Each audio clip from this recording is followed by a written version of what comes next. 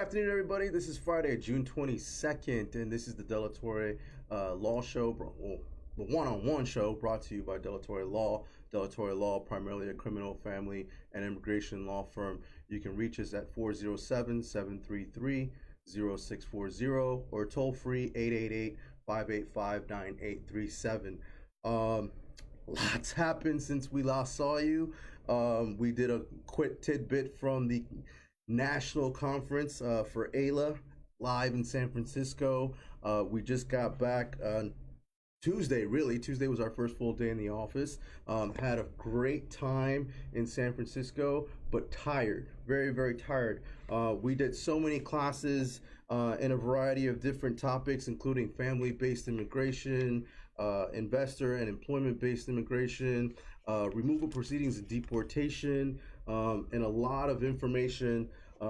If I can show you what the class schedule was like, you may not be able to read that. You probably can't, but it was crazy. We did about 6 to 7 classes a day. I think last time I saw you, I said 5 to 6. My office manager was quick to correct me. He was like, man, we're doing like 6 or 7 classes a day with something like a 7 a.m. to 7 p.m. schedule, plus the time change. So we were all kinds of jet lagged, but it was a great time, and we got to learn all kinds of information, which is why we're here today.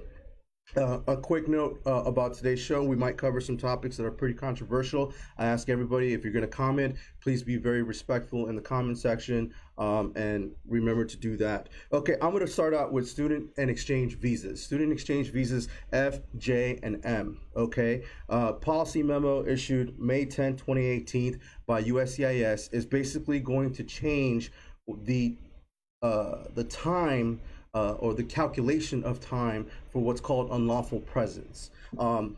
Unlawful presence, you may not know what that means. So basically, unlawful presence is the time that somebody accrues in the United States under immigration law where they don't have a status. You're out of status, you have no status. And under immigration law, if you accrue 180 days or approximately 6 months of unlawful presence, you are subject to a 3-year ban, anywhere from 3-year to 10-year ban, but the 3-year rule, a 3-year ban triggers first. So basically, in the past has been with the student visas and exchange visas, it's been if you're out of class or you're out of status, and the school issues a notification to immigration, you typically would receive a notification from immigration or USCIS indicating that you're now out of status and you need to depart the country. Well, the new rule basically triggers that unlawful presence starts calculating from the time that event occurred. So if there's a mistake in your application or a mistake in your processing or anything like that, or you're out of class for any reason whatsoever, you can't wait for the notification anymore from immigration, because that time, that unlawful presence time, is already running. That also applies to situations where potentially where you're changing status from a student visa to some other application.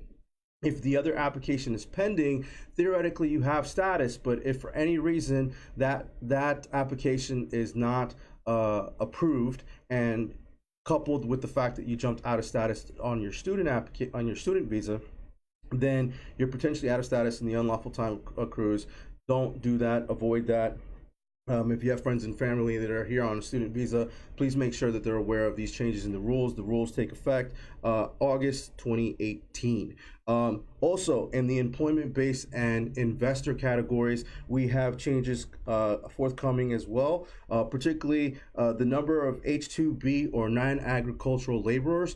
That number has been expanded. Typically, H-1Bs, H-2Bs, those visas open up and are numerically limited, and they open up for application April 1st of the calendar year. We're actually through the H visa season already, but we have another H season quickly approaching next year in 2019. So if you're preparing for that, please note that there are some numbers out there that may be available for friends, family, or anyone who's seeking an H-type visa, particularly in the H-2B category. Investors, the famous EB-5. EB-5 is basically a visa that allows, or status that allows people to invest up to $1 million, or in the alternative $500,000 if they're doing it in conjunction with what's called a regional center. Those typically lead to residency unless they're denied. So if you create 10 jobs and you meet the threshold investment amount, you are eligible to receive United States residency. The proposed changes in that category is that the threshold amounts of 500,000 are being considered to be raised to 1.3 million, and the $1 million mark is being considered to be raised to 1.8 million. Those are some of the hot and trending topics, and the other types of visas and employment visas. But I guess eventually I got to get to the kids in detention.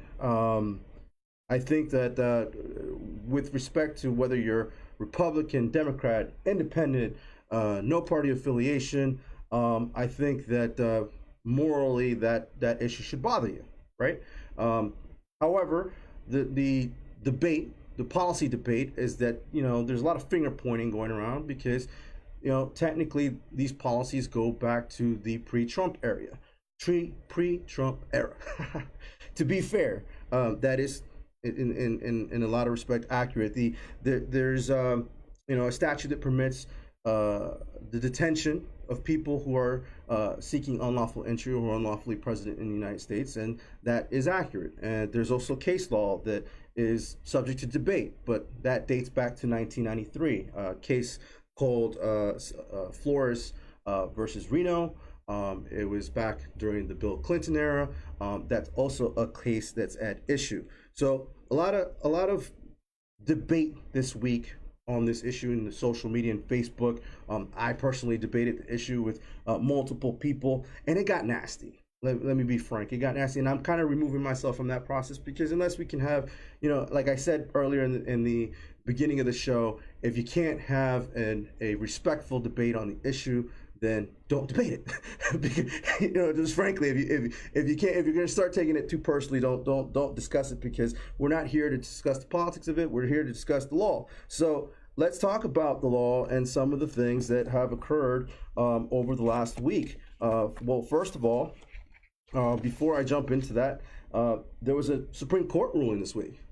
Pereira versus Sessions was an 8-1 decision by the Supreme Court, almost unanimous. And basically that case talks about due process and the requirements for what's called the NTA. You might ask, what's an NTA? An NTA is, you gonna ask? I was gonna ask, what's an NTA? The NTA is what's called the notice to appear. It's the charging document in all removal cases or deportation cases. It's basically the document that puts you on notice that you have to appear in court. Okay? In the Pereira case, basically there was a charging document, an NTA, but didn't provide a specific date and time as to when the individual was supposed to appear. Well, the individual did not appear, and Pereira did not appear, and he was ordered removed from the United States back in 2006. Well, that triggered what's called a time stop rule. And the time stop rule affects certain defenses available to the respondent, and the respondent being the person being removed or in jeopardy of being removed or deported from the United States. They have defenses available to them, such as what's called cancellation or removal. Requirements which include 10 years continuous presence, good moral character, which is a whole gamut, including no past criminal history. I'm going to emphasize that one. No past criminal history or no significant criminal history. I should be more specific on that. Paying taxes, being a lawful abiding citizen during your time in the United States, and also an extreme or unusual hardship on a United States citizen or legal permanent resident. And in this case, when you try to apply for cancellation, crimes or an order of removal, such as in this case, can trigger what's called a time stop rule. So you need that 10 years continuous presence. And if you don't have the 10 years, because the time stop rule was in effect, then you don't qualify. Well, in this case, basically the court ruled that unless the NTA is specific and provides all the specific information, time and place where the hearing is going to occur, then that order of removal is in effect no bueno. It's not good. So it has to be separated, and that case was remanded for further proceedings. Remanded basically means that there's a do-over. The trial court has to go ahead and do that one over again. So that was the ruling this week in Pereira versus Sessions. Important decision, 8-1 decision. And now I move on to affording Congress an opportunity to address family separation. Okay, that is the memo issued by President Trump June 20th, 2018. It basically cites USC 1325 subsection A, and I'm going to quote verbatim: when an alien enters or attempts to enter the country anywhere else, that an alien has committed at least the crime of improper entry and is subject to a fine or imprisonment under Section 1325. The president is citing 1325 as an authority to detain individuals who have attempted to enter the United States illegally. Now, that being said, the case also in question is Reno versus Flores. And Reno versus Flores basically discussed whether it was humane, inhumane, or moral, or whatever you want to call it, whether it was permissible to detain kids, and whether that was in the best interest of the United States. And the detention was basically, I think, couched within the words reasonable. And I being very specific here, because I think that the most important thing that we have to remember is these cases have to be taken on a case-by-case basis. So such as infant children being, as one story goes, an infant child being separated from the breast of her mother, who was, she needed to breastfeed. That was one situation. But really, the case-by-case analysis, I think, has to go back to this issue of asylum. And to talk a little bit about asylum, and immigration basics, if you will, using your home. Let's just talk about your home as an analogy for the U.S. border. Okay, if somebody's knocking at your door asking to come in, well, they're asking for permission to come in, right? And if you let them in, then you have granted them permission to come in.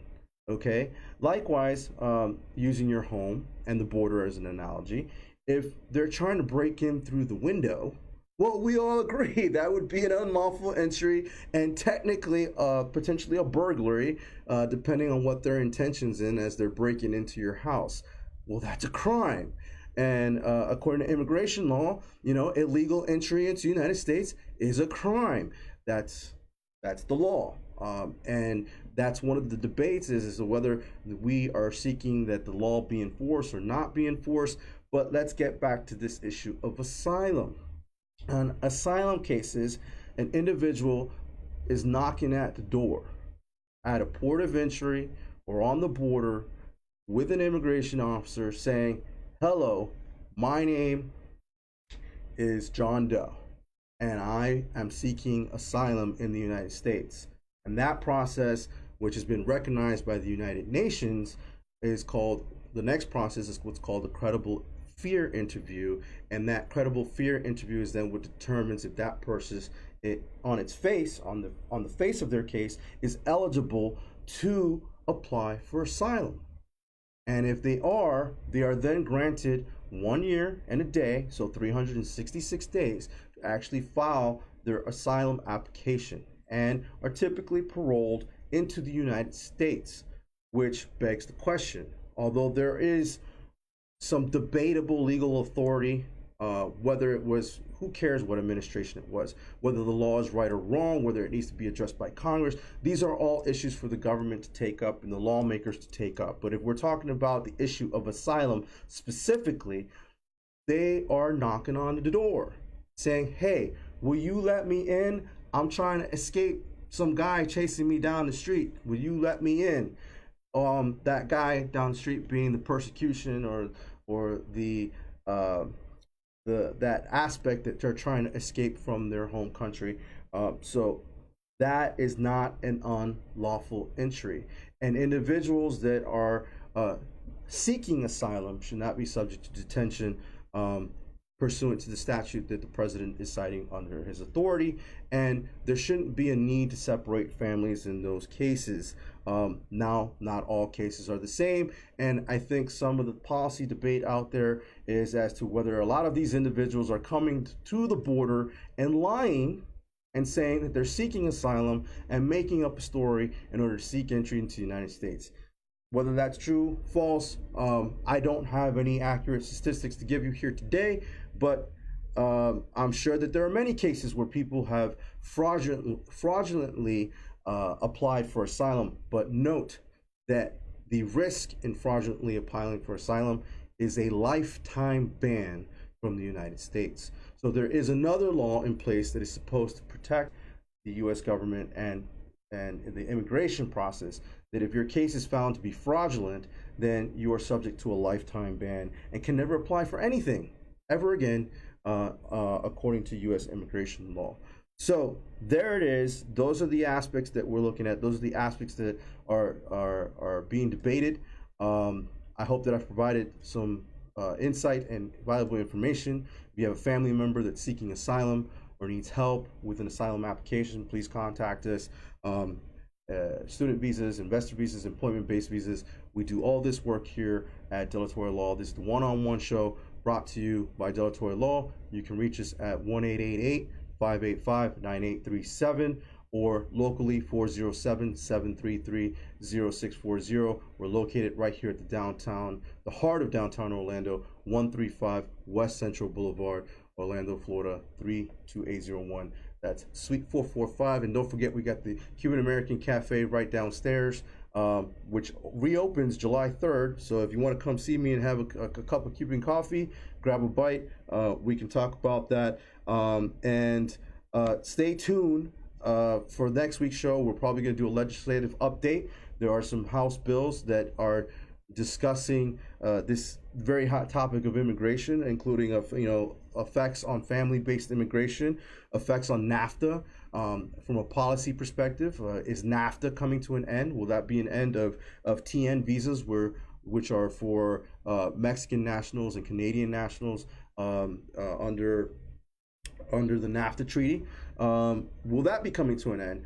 Congressman Soto is also visiting the Homestead Detention Facility, where it is believed that 1,000 children are being detained.